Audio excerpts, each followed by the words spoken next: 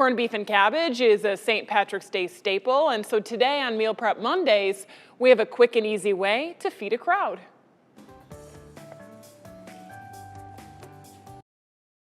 For this Meal Prep Monday, we are having a little St. Patrick's Day moment. Yes. With Nina Struess from Hy-Vee. Sometimes people only eat this one day a year, but you're about to show that it's so easy you can do it any old time. Absolutely, and you know what? Usually corned beef is on sale. You can stock it up, throw it in your freezer, and it's a really great option to be able to include on the table. And we're gonna let Instant Pot do a lot of the work for us. Yes. So from the corned beef side of it, that's where a lot of the work is gonna come from. We're using our table makers, corned beef, that goes into the Instant Pot with some of the seasoning that's on there, as well as pickling spice and some water, cooks for about 45 minutes on high, and then once that is done, that's where we add in literally a bag of baby carrots and a bag of baby potatoes. So these just cook like in the juices? Yes. So they're going to go in there, cooking the juices on high again for another 3 minutes. So you got to check on it here and there, but all of the cooking is done there. And then in the meantime, you can make another veggie forward side dish in an Irish coleslaw. Okay, so our corned beef is cooking. We've left that alone, and so we've got this coleslaw to work with. Where do we start? So we're making it super colorful. We have both purple and green cabbage in there, and we're going to add in some mayonnaise, so about a half a cup of mayonnaise in there.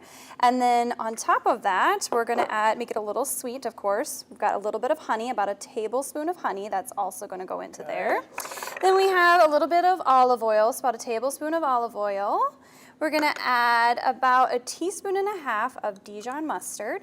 Whoop. So for the most part, other than the cabbage, you've got these things in your cabinet already. Yes, for the most part, everything that you have is kind of going into there. And then the caraway, some caraway seeds. Now that might be something that you don't typically have in your pantry, but that's okay. You can obviously grab that when you're on your trip. And then we have just a little bit of salt going up there.